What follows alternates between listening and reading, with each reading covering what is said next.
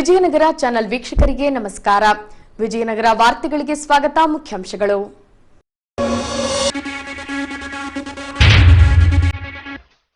ಸರ್ಕಾರಿ ಹಾಗೂ ಸಂಘ ಸಂಸ್ಥೆಗಳಿಂದ ನಡೆದ ಬಾಲಕಾರ್ಮಿಕ ವಿರೋಧಿ ದಿನಾಚರಣೆ, ತನ್ನಿಮಿತ್ಯ ಶಾಲಾ ಮಕ್ಕಳಿಂದ ನಡೆದ ಜಾಗೃತಿ ರ್ಯಾಲಿ, ಭರದಿಂದ ಸಾಗಿರುವ ಕ್ರೀಡಾಂಗಣಗಳ ಜೋಡಣೆ, ಸ್ಥಳಕ್ಕೆ ಭೇಟಿ ನೀಡಿ ಪ್ರಗತಿ ಪರಿಶೀಲಿಸಿದ ಸಚಿವ ಆನಂದ್ ಸಿಂಗ್. ದಿನಾಂಕ 14ರಿಂದ ಪ್ರಾರಂಭಗೊಂಡ ಶಾಲಾ ಲಸಿಕಾ ಕಾರ್ಯಕ್ರಮ, ಲಸಿಕೆ ಪಡೆದ 5, 10 ಹಾಗೂ 16 ವರ್ಷದ ವಿದ್ಯಾರ್ಥಿಗಳು. 5 ತಿಂಗಳ ಕಾಲ ನಡೆಯಲಿರುವ ಸುಗಮ ಸಂಗೀತ ತರಬೇತಿ ಶಿಬಿರ, ಸಂಗೀತ ನೃತ್ಯ ಅಕಾಡೆಮಿ ಹಾಗೂ ವಾಲ್ಮೀಕಿ ಮಹಿಳಾ ಕಲಾ ಸಂಘದಿಂದ ಆಯೋಜನೆ. ಅಭಿವೃದ್ಧಿಗೊಳ್ಳುತ್ತಿರುವ ಕೇರಿಗಳ ಗರಡಿ ಮನೆಗಳು, ಕೇರಿಗಳಿಗೆ ಭೇಟಿ ನೀಡಿ ದೈವಸ್ಥರಿಂದ ಪ್ರಗತಿ ಕುರಿತು ಮಾಹಿತಿ ಸಂಗ್ರಹಿಸಿದ ಸಚಿವ ಆನಂದ್ ಸಿಂಗ್. ಈಗ ವಾರ್ತೆಗಳ ವಿವರ. ಜಿಲ್ಲಾ ಹಾಗೂ ತಾಲೂಕು ಮಟ್ಟದ ವಿವಿಧ ಇಲಾಖೆಗಳು ಹಾಗೂ ಸಂಘ ಸಂಸ್ಥೆಗಳ ಸಹಯೋಗದಲ್ಲಿ ದಿನಾಂಕ 14ರಂದು ವಿಶ್ವ ಬಾಲ ಕಾರ್ಮಿಕ ಪದ್ಧತಿ ವಿರೋಧಿ ದಿನಾಚರಣೆ ಹಾಗೂ ಆಜಾದಿ ಕಾ ಅಮೃತ್ ಮಹೋತ್ಸವ ಸಪ್ತಾಹ ಕೈಗೊಳ್ಳಲಾಗಿತ್ತು. ಈ ಭಾಗವಾಗಿ ಶಾಲಾ ಮಕ್ಕಳಿಂದ ರ್ಯಾಲಿ ನಡೆಸಲಾಯಿತು. ಹೀಗೆ ಸರ್ಕಾರದ ವಿವಿಧ ಇಲಾಖೆಗಳು ಹಾಗೂ ನಗರದ ಸಂಘ ಸಂಸ್ಥೆಗಳ ಸಹಯೋಗದಲ್ಲಿ ದಿನಾಂಕ 14ರಂದು ವಿಶ್ವ ಬಾಲ ಕಾರ್ಮಿಕರ ಪದ್ಧತಿ ವಿರೋಧಿ ದಿನಾಚರಣೆ ಹಮ್ಮಿಕೊಳ್ಳಲಾಗಿತ್ತು. ಈ ಭಾಗವಾಗಿ ಕೊಟ್ಟೂರು ಸ್ವಾಮಿ ಮಠದಿಂದ ರ್ಯಾಲಿ ನಡೆಸಲಾಯಿತು. ಈ ವೇಳೆ ಕೊಟ್ಟೂರು ಸ್ವಾಮಿ ಮಠದ ಶಾಲಾ ಮಕ್ಕಳು ಬಾಲ ಕಾರ್ಮಿಕ ಪದ್ಧತಿ ವಿರೋಧಿ ದಿನಾಚರಣೆಯ ನಾಮಫಲಕಗಳನ್ನು ಹಿಡಿದು ರ್ಯಾಲಿ ನಡೆಸಿದರು. ರ್ಯಾಲಿಯು ಜಂಬುನಾಥ ರಸ್ತೆ ಡೋನ್ ಬೋಸ್ಕೋ ಸಂಸ್ಥೆಗೆ ಆಗಮಿಸಿದ ಬಳಿಕ ಆಜಾದಿ ಕಾ ಅಮೃತ್ ಮಹೋತ್ಸವ ಸಪ್ತಾಹದ ಜೊತೆಗೆ ಬಾಲಕಾರ್ಮಿಕ ಪದ್ಧತಿ ವಿರೋಧಿ ದಿನಾಚರಣೆಯನ್ನ ಆಚರಿಸಲಾಯಿತು. ಇದಕ್ಕೂ ಮುನ್ನ ಹೊಸಪೇಟೆಯ ಪ್ರಧಾನ ಸಿವಿಲ್ ನ್ಯಾಯಾಧೀಶರಾದ ಕಿಶನ್ ಮಾಡಲಗಿರವರು ವಿಜಯನಗರ ವಾಹಿನಿಯೊಂದಿಗೆ ಮಾತನಾಡಿ, ಬಾಲಕಾರ್ಮಿಕ ಪದ್ಧತಿಯನ್ನ ಕೊನೆಗೊಳಿಸಲು ಸಾರ್ವತ್ರಿಕ ಸಾಮಾಜಿಕ ರಕ್ಷಣೆಯ ಅಗತ್ಯವಿದೆ. ದೇಶವು ಉಜ್ವಲ ಭವಿಷ್ಯದತ್ತ ಸಾಗಬೇಕೆಂದಲ್ಲಿ ಪ್ರತಿಯೊಬ್ಬರು ಶಿಕ್ಷಣ ಪಡೆಯಬೇಕು ಹಾಗೂ ಶಿಕ್ಷಣ ಪಡೆಯುವುದು ಪ್ರತಿಯೊಬ್ಬರ ಹಕ್ಕು. ಹಾಗಾಗಿ ಮಕ್ಕಳನ್ನ ಕಾರ್ಮಿಕರ ಕೂಪಕ್ಕೆ ತಳ್ಳುವ ಬದಲಾಗಿ ಶಿಕ್ಷಣ ಕೊಡಿಸಿ ಮಕ್ಕಳ ಭವಿಷ್ಯವನ್ನ ರೂಪಿಸಬೇಕೆಂದು ಪಾಲಕ ಪೋಷಕರಲ್ಲಿ ಕರೆ ನೀಡಿದರು. ಎಲ್ಲರಿಗೂ ನಮಸ್ಕಾರ. ಇವತ್ತು ನಾವು ವಿಶ್ವ ಬಾಲ ಕಾರ್ಮಿಕ ಪದ್ಧತಿ ವಿರೋಧಿ ಒಂದು ಆಂದೋಲನವನ್ನು ಹಮ್ಮಿಕೊಂಡಿದ್ದು, ಇದು ನಮ್ಮ ದೇಶಾದ್ಯಂತವಾಗಿ ಈ ಕಾರ್ಮಿಕ ಪದ್ಧತಿಯನ್ನು ಹೋಗಲಾಡಿಸಿ ಈ ಮಕ್ಕಳು ತಮ್ಮ ಸರಿಯಾದ ಸಮಯದಲ್ಲಿ ಸ್ಕೂಲಿಗೆ ಹೋಗದೆ ಈ ಬಾಲ ಕಾರ್ಮಿಕ ಪದ್ಧತಿಯಲ್ಲಿ ತೊಡಗಿದ್ದು, ಇದನ್ನು ನಾವು ವಿಶ್ವವ್ಯಾಪಿ ಆಗಿ ಮತ್ತು ನಮ್ಮ ದೇಶಾದ್ಯಂತ ಈ ಕಾರ್ಮಿಕ ಪದ್ಧತಿಯನ್ನು ಒಂದು ಹೋಗಲಾಡಿಸಿ ಈ ಮಕ್ಕಳನ್ನು ಮುಖ್ಯವಾಹಿನಿಗೆ ತರಬೇಕು. ಮತ್ತು ತಮಗೆಲ್ಲ ಗೊತ್ತು, ಭಾರತ ಸಂವಿಧಾನ ಅಡಿಯಲ್ಲಿ ಆರ್ಟಿಕಲ್ 21A ಎಲ್ಲರಿಗೂ ರೈಟ್ ಟು ಎಜುಕೇಷನ್ ಅಂತ ಇದೆ. ಅಂದ್ರೆ 6ರಿಂದ 14 ವರ್ಷದ ಮಕ್ಕಳು ಕಂಪಲ್ಸರಿಯಾಗಿ ಶಾಲೆಗೆ ಹೋಗಬೇಕು. ಒಂದು ವೇಳೆ ಆ ಮಕ್ಕಳು ಶಾಲೆಗೆ ಹೋಗದೆ ಬಾಲ ಕಾರ್ಮಿಕವಾಗಿ ದುಡಿದರೆ ಇದು ನಮ್ಮ ಭಾರತ ಸಂವಿಧಾನವನ್ನು ಫಂಡಮೆಂಟಲ್ ರೈಟ್ಸ್ ವೈಲೇಟ್ ಮಾಡಿದಂಗೆ ಆಗುತ್ತೆ. ಇದಕ್ಕೆ ಈ ನಮ್ಮ ನ್ಯಾಯಾಂಗ ಇಲಾಖೆ ಅಲ್ಲದೆ ಮತ್ತು ಜಿಲ್ಲಾಡಳಿತ ಮತ್ತು ತಾಲೂಕು ಆಡಳಿತ ಮತ್ತು ವಿವಿಧ ಸಂಘ ಸಂಘಟನೆಗಳು ಕೂಡಿ ಈ ಬಾಲ ಕಾರ್ಮಿಕ ಪದ್ಧತಿಯನ್ನು ಹೋಗಲಾಡಿಸಿ ನಮ್ಮ ದೇಶವನ್ನು ಮುಂಚೂಣಿಗೆ ತರಬೇಕಂತ ತಮ್ಮಲ್ಲಿ ಕೇಳಿಕೊಂಡು ಈ ಬಾಲ ಕಾರ್ಮಿಕ ಪದ್ಧತಿ ವಿರೋಧಿಯನ್ನು ಇವತ್ತು ಯಶಸ್ವಿಯಾಗಿ ಒಂದು ಆಚರಣೆ ಮಾಡುವ ಉದ್ದೇಶದಿಂದ ಈ ಜಾಥಾವನ್ನು ಹಮ್ಮಿಕೊಂಡಿದ್ದು, ಈ ಎಲ್ಲರಿಗೂ ಜನರು ನಮ್ಮ ಹೊಸಪೇಟೆ ಆಗಲಿ, ನಮ್ಮ ಬಳ್ಳಾರಿ ಜಿಲ್ಲೆ ಆಗಲಿ, ನಮ್ಮ ದೇಶಾದ್ಯಂತ ಆಗಲಿ ಎಲ್ಲರಿಗೂ ಈ ಪಾಲಕರಿಗೂ ಮತ್ತು ಬಡ ಕಾರ್ಮಿಕರಿಗೂ ಅವರ ಮಕ್ಕಳಿಗೆ ಅವ್ರಿಗೆ ಏನು ತಿಳುವಳಿಕೆ ಮಾಡಿಕೊಡ್ಬೇಕಂದ್ರೆ ಮಕ್ಕಳನ್ನು ಬಾಲಕಾರ್ಮಿಕವಾಗಿ ಮಾಡದೆ ಸ್ಕೂಲಿಗೆ ಕಳಿಸಿ ಅವರನ್ನು ಒಂದು ಒಳ್ಳೆಯ ವಿದ್ಯಾವಂತರಂಗ ಆಗಿ ಮತ್ತು ನಮ್ಮ ದೇಶ ನಡೆಸಲು ಒಂದು ಯಶಸ್ವಿ ಆಗಬೇಕಂತ ತಮ್ಮಲ್ಲಿ ಕೇಳಿಕೊಳ್ತೀನಿ ನಾನು.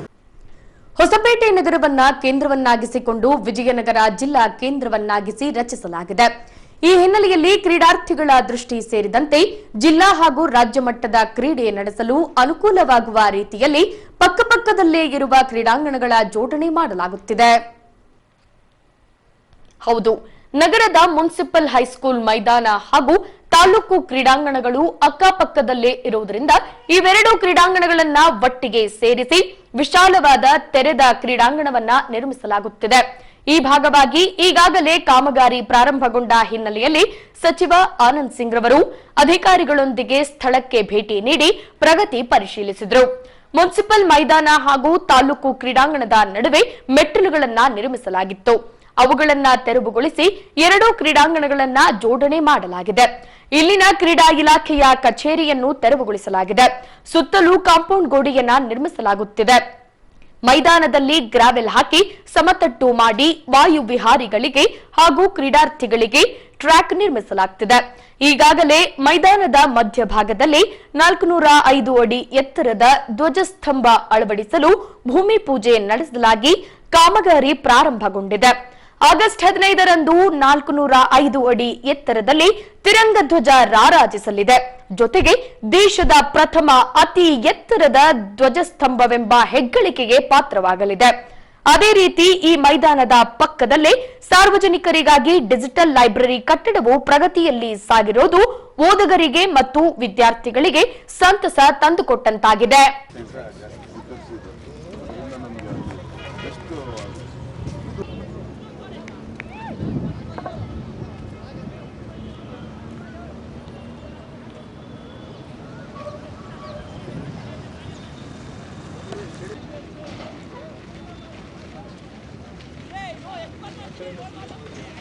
ಯಾವುದು ಎಂಟ್ರಿ ಇದೆ ಮಾಡಬೇಕಂತ ಎಂಟೈರ್ ಎಂಟ್ರಿ ಇದೆ, ಅದು ಸರ್ವಿಸ್ಗೆ ಇಟ್ಕೊಂಡು ಇದನ್ನು ಮರ್ಜ್ ಮಾಡಿಕೊಂಡು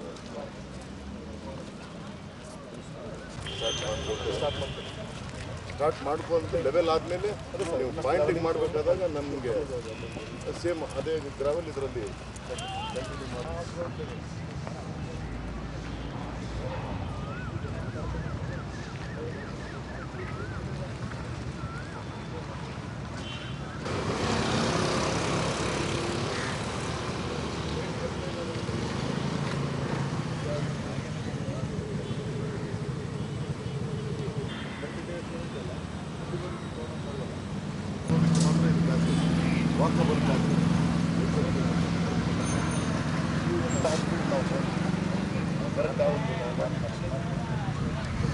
ಉಳಿಕಿದ್ದೇನೈತೆ ಇದು ಫ್ಲೇವರ್ಸ್ ಹಾಕಿ ನಮ್ಮ ಪಾತ್ವೆ ವಾಕಿಂಗ್ ಮಾಡೋದವ್ರಿಗೆ ವಾಕ್ ಕನೆಕ್ಟಿವಿಟಿ ಕೊಟ್ಟರೆ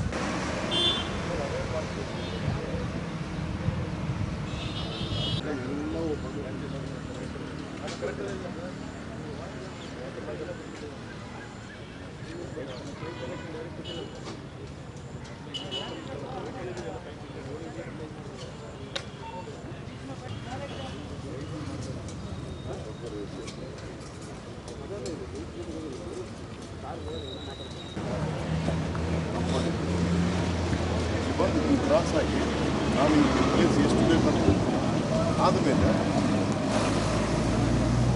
ಇಲ್ಲಿಂದ ಕಂಟಿನ್ಯೂ ಇಲ್ಲಿಂದ ಹೋಗೋದು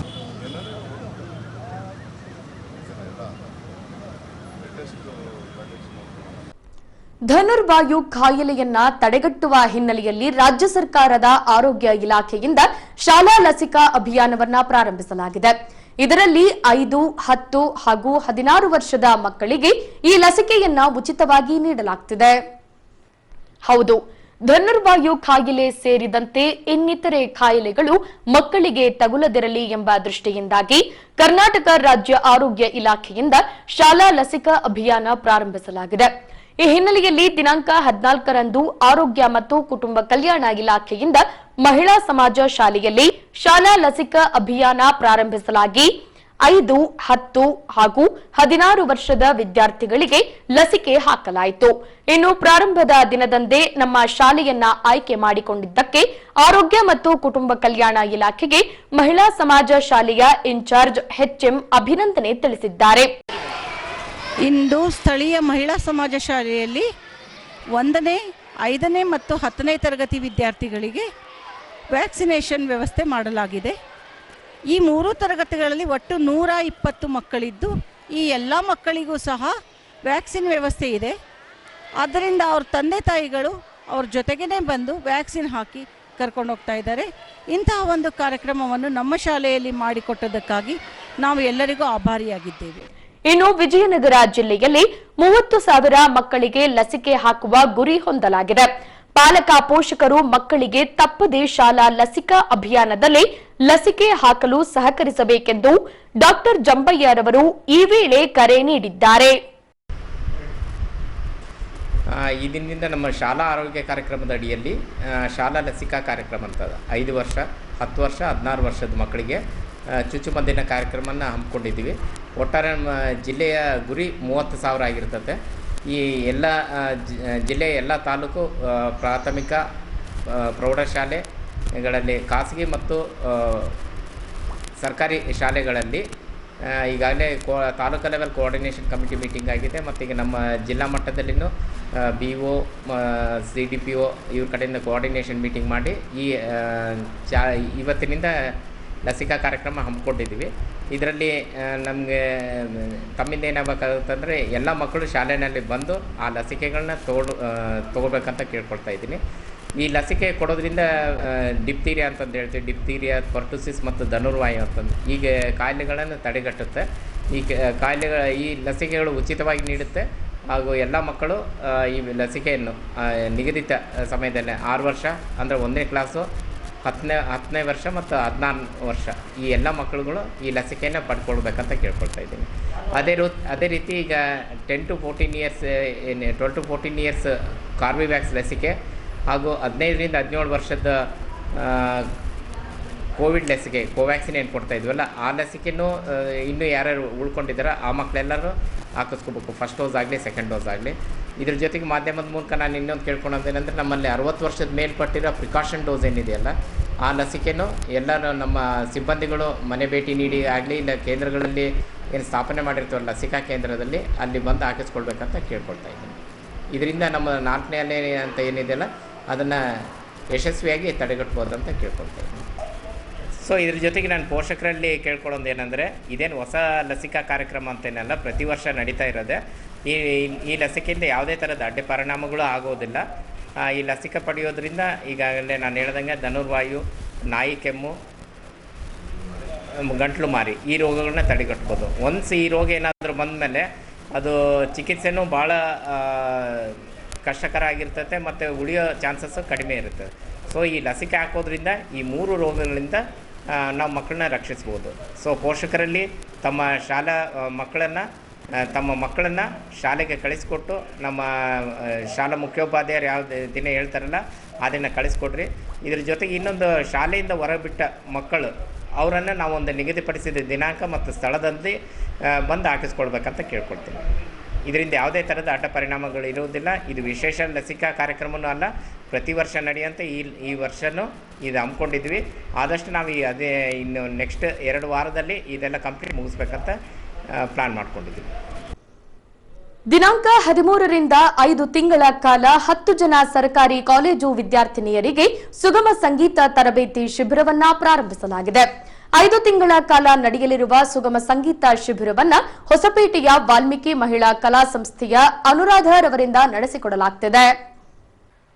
ಕರ್ನಾಟಕ ಸಂಗೀತ ನೃತ್ಯ ಅಕಾಡೆಮಿ ಬೆಂಗಳೂರು ಹಾಗೂ ಹೊಸಪೇಟೆಯ ವಾಲ್ಮೀಕಿ ಮಹಿಳಾ ಕಲಾ ಸಂಸ್ಥೆಯಿಂದ ಗಿರಿಜನ ಉಪಯೋಜನೆಯ ಗುರು ಶಿಷ್ಯ ಪರಂಪರೆ ಪ್ರಾಯೋಜಕತ್ವದಲ್ಲಿ ಶಂಕರ್ ಆನಂದ್ ಸಿಂಗ್ ಸರ್ಕಾರಿ ಪ್ರಥಮ ದರ್ಜೆ ಕಾಲೇಜಿನಲ್ಲಿ ಆಯ್ದ 10 ವಿದ್ಯಾರ್ಥಿನಿಯರಿಗೆ 5 ತಿಂಗಳ ಕಾಲ ಸುಗಮ ಸಂಗೀತ ತರಬೇತಿ ಶಿಬಿರವನ್ನ ಕೈಗೊಳ್ಳಲಾಗಿ ವೇದಿಕೆ ಮೇಲಿನ ಮುಖ್ಯ ಅತಿಥಿಗಳಿಂದ ಸಸಿಗೆ ನೀರೆರೆಯುವ ಮೂಲಕ ಶಿಬಿರಕ್ಕೆ ಚಾಲನೆ ನೀಡಲಾಯಿತು. ಈ ಸಂದರ್ಭದಲ್ಲಿ ಶಂಕರ್ ಆನಂದ್ ಸಿಂಗ್ ಸರ್ಕಾರಿ ಕಾಲೇಜಿನ ಪ್ರಾಂಶುಪಾಲರಾದ ನಟರಾಜ್ ಪಾಟೀಲ್ ರವರು ಮಾತನಾಡಿ, ನಮ್ಮ ಕೋರಿಕೆಯ ಮೇರೆಗೆ 5 ತಿಂಗಳ ಕಾಲ ನಮ್ಮ ಕಾಲೇಜಿನಲ್ಲಿ ಶಿಬಿರ ಕೈಗೊಂಡಿರುವುದು ಸಂತಸದ ಸಂಗತಿ ಎಂದರು. ನನಗೆ ಒಂದು 2 ತಿಂಗಳಿಂದ ಅನುರಾಧ ಮೇಡಮ್ ಕಾಂಟ್ಯಾಕ್ಟ್ ಮಾಡ್ತಾ ಇದ್ದಾರೆ. ಬಹಳ ಶ್ರಮ ವಹಿಸಿ ಅವರು ಕಾಂಟ್ಯಾಕ್ಟ್ ಮಾಡ್ತಾ ಇದ್ದಾರೆ. ಸರ್, ಫಸ್ಟ್ ನಾನು ನಿಮ್ಮಲ್ಲಿ ಕಾಲೇಜಲ್ಲಿ ಒಂದು 10 ಜನ ವಿದ್ಯಾರ್ಥಿಗಳನ್ನ ಸೆಲೆಕ್ಟ್ ಮಾಡ್ಕೋಬೇಕು ಸರ್ ಅಂತ ಹೇಳಿದ್ರು. ಅದಕ್ಕೆ ಅವಕಾಶ ಕೊಟ್ಟೆ, ಆ ಕೆಲಸವನ್ನು ಮಾಡಿದ್ದಾರೆ. ಆ 10 ಜನದಲ್ಲಿ ನಮ್ಮ ಕಾಲೇಜಿನಿಂದ 8 ಜನ ಇದ್ದಾರೆ. ಇನ್ನ 2 ವಿದ್ಯಾರ್ಥಿಗಳು ವಿಜಯನಗರ ಕಾಲೇಜಿನಿಂದ ಬಂದಿದ್ದಾರೆ. ಅವರು ಕೂಡ ನಾನು ನಮ್ಮ ಕಾಲೇಜಿನ ಪರವಾಗಿ ಸ್ವಾಗತಿಸುತ್ತೇನೆ. ಆಮೇಲೆ ವಿರೂಪಾಕ್ಷಪ್ಪ ಸರ್, ಶಿವರುದ್ರಪ್ಪ ಸರ್ ಅವರು ಹೇಳಿದ್ರು, ಈ 5 ತಿಂಗಳ ಕಾರ್ಯಕ್ರಮಕ್ಕೆ 10 ವಿದ್ಯಾರ್ಥಿಗಳಿಗೆ ಪ್ರೋತ್ಸಾಹನ ಕೊಟ್ಬಿಟ್ಟು ಅವರು ನಿಮಗೆ ತರಬೇತಿಯನ್ನು ಕೊಡ್ತಾ ಇದ್ದಾರೆ. ಅವ್ರನ್ನ ಕೂಡ ನಾನು ಇನ್ನೊಂದ್ಸರಿ ಮೆಚ್ಚುಗೆ ವ್ಯಕ್ತಪಡ್ತಾ ಇದ್ದೀನಿ. ಆಮೇಲೆ ಇಲ್ಲಿ ಮಲ್ಲಿಕಾರ್ಜುನ್ ಸರ್ ಅವರು ಬಹಳ ಚೆನ್ನಾಗಿ ನೋಡಿ, ಅವರು ಕಣ್ಣಿಲ್ಲಾದ್ರೂ ಕೂಡ ಬಹಳ ಚೆನ್ನಾಗಿ ನಮಗೆ ಅವ್ರ ಮಾತುಗಳನ್ನ ಆಡೋದು ಮತ್ತು ಪದಗಳನ್ನ ಹೇಳ್ಕೊಟ್ರು. ಅವರು ಕೂಡ ನಾನು ಅವರ ಇದಕ್ಕೆ ಮೆಚ್ಚುಗೆ ವ್ಯಕ್ತಪಡಿಸ್ತಾ ಇದ್ದೀನಿ. ಈ 5 ತಿಂಗಳ ಕಾರ್ಯಕ್ರಮವನ್ನ ನಮ್ಮ ಕಾಲೇಜಿನಲ್ಲೇ ನಡೆಸ್ಕೊಡಿ ಅಂತ ಹೇಳ್ಬಿಟ್ಟು ನಾನು ಅನುರಾಧ ಮೇಡಮ್ ಅವ್ರನ್ನ ಕೇಳ್ಕೊಂಡಿದ್ದೀನಿ. ಮೇಡಮ್ ಅವ್ರು ಹೇಳಿದ್ರು, ಸರ್ 1-2 ದಿವಸ ನಾನು ಈಗ ಮಾಡ್ತೀನಿ, ಇನ್ನೊಂದು ದಿವಸ ಬೇರೆ ಕಡೆ ಮಾಡ್ತೀನಿ ಅಂತ ಹೇಳಿದ್ರು. ಬೇಡ, ಇಲ್ಲೇ ಮಾಡಿಬಿಡಿ ಮೇಡಮ್ ಅಂತ ನಾವು ರಿಕ್ವೆಸ್ಟ್ ಮಾಡ್ಕೊಂಡಿದ್ದೀನಿ. ಈ 10 ವಿದ್ಯಾರ್ಥಿಗಳು ನಮ್ಮ ಕಾಲೇಜಿನಲ್ಲಿ 5 ತಿಂಗಳು ಚೆನ್ನಾಗಿ ಶಿಬಿರದಲ್ಲಿ ಪಾಲ್ಗೊಂಡು ನಮ್ಮ ಕಾಲೇಜಿಗೆ ಹೆಸರು ತಂದುಕೊಡಿ ಅಂತ ನಿಮಗೆ ಕೇಳ್ಕೊಳ್ತಾ ಇದ್ದೀನಿ. ಆಮೇಲೆ ಅದೇ ರೀತಿಯಾಗಿ ಇನ್ನೂ ಹೆಚ್ಚಿನ ವಿದ್ಯಾರ್ಥಿಗಳು ಕೂಡ ಇದೇ ತರ ನೀವು ಶಿಬಿರವನ್ನು ಏರ್ಪಡಿಸಿ ಅಂತ ಹೇಳ್ಬಿಟ್ಟು ನಾನು ಶಿವರಾಜ್ ರಿಕ್ವೆಸ್ಟ್ ಮಾಡ್ಕೊಳ್ತಾ ಇದ್ದೀನಿ. ಆಮೇಲೆ ಈ ಕಾರ್ಯಕ್ರಮಕ್ಕೆ ನಮ್ಮ ಕಾಲೇಜು ಅಭಿವೃದ್ಧಿ ಸಮಿತಿ ಅಧ್ಯಕ್ಷರಾದಂಥ ಆನಂದ್ ಸಿಂಗ್ ಸರ್ ಬರಬೇಕಾಗಿತ್ತು. ಆದರೂ ಕೂಡ ನಾನು ಕಾಲೇಜಿನ ಪರವಾಗಿ ಮತ್ತು ಎಲ್ಲ ವಿದ್ಯಾರ್ಥಿಗಳ ಪರವಾಗಿ ಅವರನ್ನ ಸ್ವಾಗತಿಸುತ್ತೇನೆ.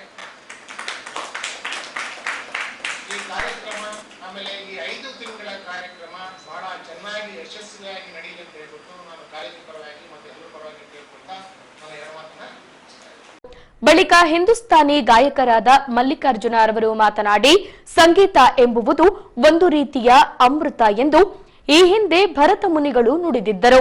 ಸಂಗೀತಕ್ಕೆ ರೋಗ ನಿವಾರಕ ಶಕ್ತಿ ಇದೆ ಎಂದು ವಿಜ್ಞಾನಿಗಳು, ವೈದ್ಯರು ಒಪ್ಪಿಕೊಂಡಿದ್ದಾರೆಂದು ತಿಳಿಸಿದರು. ಈ ಸಂಗೀತ ಅಂತಂದ್ರೆ ಒಂಥರ ಅಮೃತ ಇದ್ದಂಗೆ ಅಂತೇಳಿ ಯಾರು ಹೇಳ್ತಾರೆ ಅಂದ್ರೆ ಭರತ ಮುನಿ ಹೇಳ್ತಾರೆ. ಯಾಕೆ ಅಮೃತ ಇದ್ದಂಗೆ ಅಂತ ಹೇಳಿದ್ರೆ, ಇದಕ್ಕೊಂದು ಸಣ್ಣ ದೃಷ್ಟಾಂತ ಹೇಳೋದಾದ್ರೆ, ಅಕ್ಬರ್ ದಾಸ್ತರದಲ್ಲಿ ಅಕ್ಬರ್ ಹೇಳಿದಂತೆ ಸಂಗೀತಕ್ಕೆ ಏನು ಶಕ್ತಿ ಇಲ್ಲ, ಇದು ಏನಾದ್ರು ಉಪಯೋಗ ಸಂಗೀತ ಅಂತ ಹೇಳಿದಂತೆ ಅಕ್ಬರ್. ಅವಾಗ ಹೇಳಿದ ಅವರು ಮಂತ್ರಿ, ಇಲ್ಲ ಮಹಾರಾಜ್, ಬಹಳ ಸಂಗೀತಕ್ಕೆ ಒಳ್ಳೆ ಶಕ್ತಿ ಇದೆ, ಅದು ಹೇಗೆ ನಾನು ನಿರೂಪಣೆ ಮಾಡ್ತೀನಿ ಮಹಾರಾಜ್. ಹೌದಾ, ಇದು ಏನ್ ಬೇಕಾದ್ರೆ 2 ಆಕಳ ಬೇಕು ಮಹಾರಾಜ್ ಅಂದ್ರೆ ಆಗ್ಲಿ ಅಂತ ಹೇಳಿ 2 ಆಕಳ ತರಿಸ್ಕೊಟ್ಟಿರ್ತಾರೆ. 2 ಆಕಳ ತರಿಸ್ಕೊಟ್ರೆ ಒಂದು ಆಕಳಕ್ಕೆ ಭಯಂಕರ ಹುಲ್ಲು ಹಾಕಿ ಚೆನ್ನಾಗಿ ಮೇಯಿಸಿದಂತೆ, ಇನ್ನೊಂದು ಆಕಳ 8 ದಿನ ಉಪವಾಸ ಮಾಡಿದಂತೆ.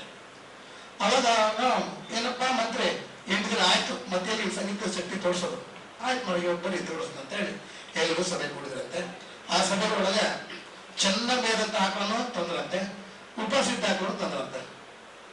ಹಂಗಾರೆ ತಾನ್ಸೇನ್ ಅವರು ಅಂದ್ರಂತೆ, ಆಯ್ತು ಮಹಾರಾಜ್ ನಾನು ಸಂಗೀತ ತೋರಿಸ್ತೇನೆ. ತಾನ್ಸೇನ್ ಹೇಳಿದ್ರು ಮತ್ತೆ, ತಾನ್ಸೇನವ್ರೆ ನೀವು ಹಾಡು ಪ್ರಾರಂಭ ಮಾಡ್ರಿ ಅಂತ. ಆಯ್ತು ಅಂದ್ರೆ ಹಸಿದಂತ ಆಕಳ ಮುಂದೆ 1 ಹುಲ್ಲು ಹಾಕಿದ್ರ, ಸೇವ್ ಹುಲ್ಲು, ಒಳ್ಳೆ ಹುಲ್ಲು ಹಾಕಿದ್ರಂತೆ. ಮತ್ತೆ ಇವತ್ತು ತುಂಬ ಆಕಳ ತಿನ್ನಲ್ಲ ಹುಲ್ಲನ್ನ. ಯಾವಾಗ ಹಸಿದಂತ ಆಕಳ ಹುಲ್ಲು ಕೊಂಡ ತಕ್ಷಣ ಬಹಳ ತಿನ್ನಕಂತ ಓಡ್ ಬಂತಂತೆ. ತಾನ್ಸೇನ ಸಂಗೀತಕ್ಕೆ ಪ್ರಾರಂಭ ಮಾಡಿದಂತೆ. ಆ ಹುಲ್ಲು ತಿನ್ನೋದು ಬಿಟ್ಟು ಆಕಳ ಸಂಗೀತ ಕೇಳ್ಕೊಂತ ನಿಂತ್ಕೊಂತಂತೆ. ಆಗ ಮಹಾರಾಜ ಸಂಗೀತಕ್ಕೆ ಒಳ್ಳೆ ಶಕ್ತಿ ಇದೆ ಅಂತ ಹೇಳಿ ನಂಬಿದಂತೆ. ಆ ಕಾರಣ ತಾವೆಲ್ಲರೂ ವಿದ್ಯಾರ್ಥಿಗಳಿದ್ರಲ್ಲ, ಸಂಗೀತ ಕೇಳೋದ್ರಿಂದ ನೆನಪಿನ ಶಕ್ತಿ ಹೆಚ್ಚಾಗುತ್ತೆ ನಿಮಗೆ. ಸಂಗೀತ ಕೇಳ್ರಿ, ಸಂಗೀತ ಕಲಿಯೋದು ಆಗುತ್ತೆ ಬಿಡುತ್ತೆ ಮುಂದಿನ ವಿಷಯ. ಸಂಗೀತ ಅಂತೂ ಕೇಳ್ರಿ. ಬರದ ಒಂದ್ ಕಡೆ ಹೇಳ್ತಾರ, ಸಂಗೀತಗಾರ ಸಂಬಂಧಿಯಾಗಿ ಹುಟ್ಟೋದು, ಸಂಗೀತಗಾರನಾಗಿ ಹುಟ್ಟೋದು ಪೂರ್ವ ಜನ್ಮದ ಸುಕೃತ ಅಂತ ಹೇಳ್ತಾರೆ. ಅದಕ್ಕೆ ತಾವೆಲ್ಲರೂ ಸಂಗೀತ ಕೇಳ್ರಿ, ಸಂಗೀತ ಕಲೀರಿ. ಸಾಧ್ಯ ಆದ್ರೆ ಇದಕ್ಕೆಲ್ಲ ಸುಗಮ ಸಂಗೀತ ಅಂತಂದ್ರೆ ನಾವು ಹಿಂದಿಯಲ್ಲಿ ಗಜಲ್ಸ್ ಅಂತ ಹೇಳ್ತೀವಿ, ಕನ್ನಡದಲ್ಲಿ ಭಾವಗೀತೆಗಳು ಅಂತ ಹೇಳ್ತೀವಿ. ಸುಗಮ ಸಂಗೀತ ಅಂದ್ರೆ ಸುಂದರವಾಗಿ ಸುಲಲಿತವಾಗಿ ಹಾಡೋದೇ ಸುಗಮ ಸಂಗೀತ. ಉದಾಹರಣೆಗೆ ನಾವು ಮಾತುಗಾರರೆಲ್ಲ ಹಾಡಿದ ಒಂದು 2 ಲೈನ್ ಹಾಡು ಹೇಳ್ಬೋದು ಅಷ್ಟೇ. ಭೃಂಗದ ಬೆನ್ನೇರಿ ಬಂತು ಕಲ್ಪನಾ ವಿಲಾಸ,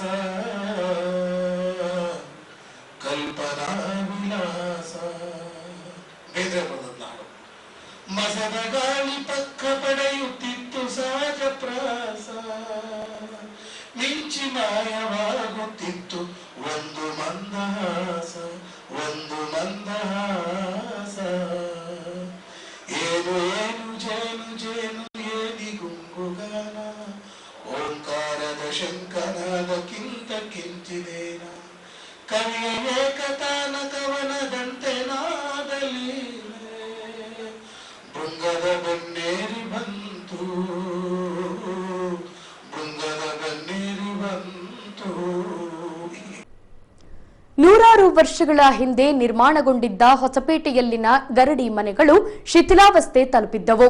ಕೇರಿಗಳ ದೈವಸ್ಥರ ಕೋರಿಕೆಯ ಮೇರೆಗೆ ಗರಡಿ ಮನೆಗಳನ್ನು ನವೀಕರಣಗೊಳಿಸಿಕೊಡಲಾಗುವುದೆಂದು ಈ ಹಿಂದೆ ಸಚಿವ ಆನಂದ್ ಸಿಂಗ್ ರವರು ಭರವಸೆ ನೀಡಿದ್ದರು. ಈ ಹಿನ್ನೆಲೆಯಲ್ಲಿ ಗರಡಿ ಮನೆಯ ನಿರ್ಮಾಣ ಕಾರ್ಯ ಈಗಾಗಲೇ ಪ್ರಾರಂಭಗೊಂಡಿದೆ. ಹೌದು, ವಿಜಯನಗರ ಸಾಮ್ರಾಜ್ಯದ ಮೂಲ ಪಂದ್ಯವಾಗಿದ್ದ ಮಲ್ಲಯುದ್ಧವನ್ನ ಪ್ರೋತ್ಸಾಹಿಸಿ ಬರುವ ಪೀಳಿಗೆಗೆ ಪರಿಚಯಿಸಿ ಕೊಡುವ ನಿಟ್ಟಿನಲ್ಲಿ ಪ್ರವಾಸೋದ್ಯಮ ಇಲಾಖೆಯಿಂದ ಗರಡಿ ಮನೆಗಳನ್ನು ಅಭಿವೃದ್ಧಿಪಡಿಸಲಾಗುತ್ತಿದೆ.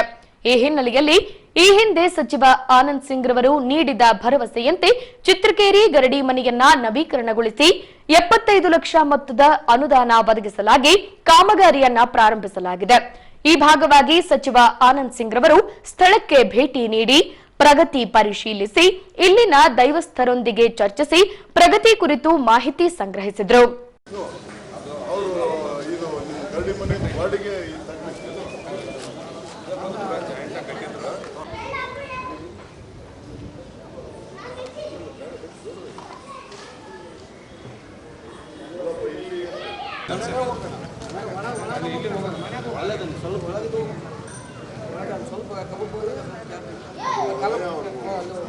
ಮೇನ್ ಎಂಟ್ರೆನ್ಸ್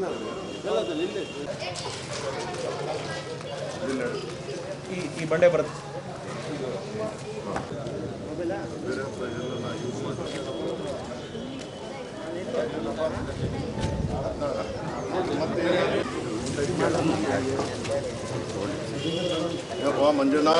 ಅದೇ ರೀತಿ ಉಕ್ಕಡಕೇರಿ ಗರಡಿ ಮನೆಯನ್ನ 1.5 ಲಕ್ಷ ಮೊತ್ತದಲ್ಲಿ ನವೀಕರಣಗೊಳಿಸಲಾಗುತ್ತಿದೆ.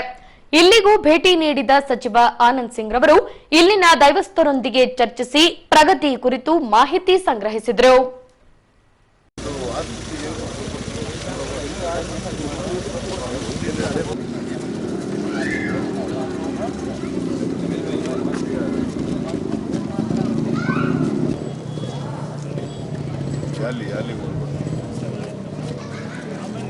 ನಾವು ಇಲ್ಲಿ ಹೊರಗಡೆ ಕಾಣುವಂಥವು ಅಲ್ಲಿ ಮುಂದೆ ಒಳಗಡೆ ಮಾಮೂಲಿ ಇರ್ತಾವೆ, ಕಾಣಿಸಂಗಿಲ್ಲ ಹೊರಗಡೆ.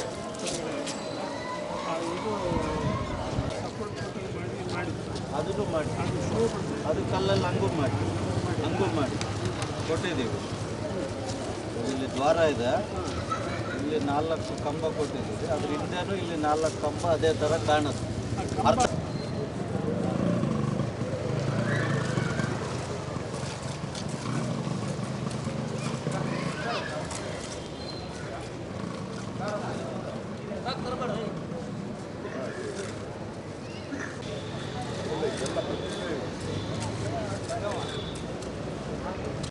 ಅದನ್ನ ಆ್ಯಡ್ ಮಾಡಿಬಿಟ್ಟು ಸಿಂಪಲ್ ಐತೆ.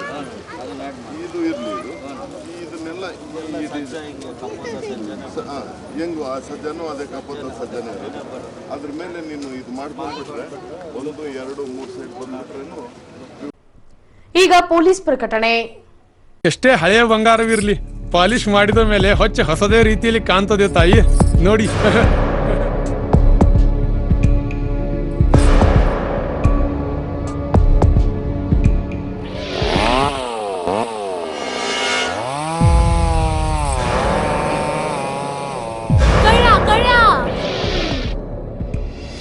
ತಾಯಿ, ನಿಮ್ ಮೈ ಮೇಲೆ ಅದು ಹೊಲಸು ಬಿದ್ದಿದೆ.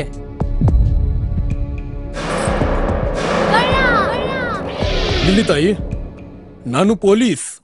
ಅಲ್ಲಿ ಮುಂದೆ ದಾರಿಲಿ ದೊಡ್ಡ ಗಲಾಟೆ ಆಗಿದೆ. ಮತ್ ನೀವು ಇಷ್ಟೆಲ್ಲ ಒಡವೆ ಹಾಕೊಂಡು ತಿರುಗಾಡ್ತಾ ಇದ್ದೀರಾ. ಈ ಒಡವೆಗಳನ್ನ ಈ ವಸ್ತ್ರದಲ್ಲಿ ಕಟ್ಟಿ ಪರ್ಸ್ನಲ್ಲಿ ಇಡಿ. ಹಾಕಿ ಪರ್ಸ್ನಲ್ಲಿ ಇಡೋಣ. ಅಲ್ಲೇ ಮುಂದ್ಗಡೆ ಆಗಿದೆ. ಇದು ತಗೊಳ್ಳಿ ತಾಯಿ, ನಾನು ಬರ್ತೀನಿ. ಈ ಕಡೆಯಿಂದ ಹೋಗಿ.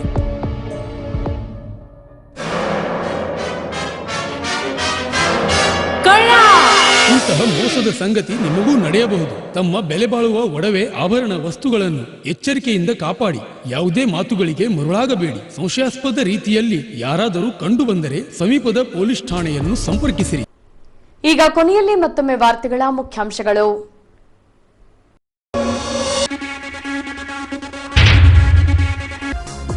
ಸರ್ಕಾರಿ ಹಾಗೂ ಸಂಘ ಸಂಸ್ಥೆಗಳಿಂದ ನಡೆದ ಬಾಲಕಾರ್ಮಿಕ ವಿರೋಧಿ ದಿನಾಚರಣೆ. ತನ್ನಿಮಿತ್ಯ ಶಾಲಾ ಮಕ್ಕಳಿಂದ ನಡೆದ ಜಾಗೃತಿ ರ್ಯಾಲಿ. ಭರದಿಂದ ಸಾಗಿರುವ ಕ್ರೀಡಾಂಗಣಗಳ ಜೋಡಣೆ. ಸ್ಥಳಕ್ಕೆ ಭೇಟಿ ನೀಡಿ ಪ್ರಗತಿ ಪರಿಶೀಲಿಸಿದ ಸಚಿವ ಆನಂದ್ ಸಿಂಗ್. ದಿನಾಂಕ 14ರಿಂದ ಪ್ರಾರಂಭಗೊಂಡ ಶಾಲಾ ಲಸಿಕಾ ಕಾರ್ಯಕ್ರಮ. ಲಸಿಕೆ ಪಡೆದ 5, 10 ಹಾಗೂ 16 ವರ್ಷದ ವಿದ್ಯಾರ್ಥಿಗಳು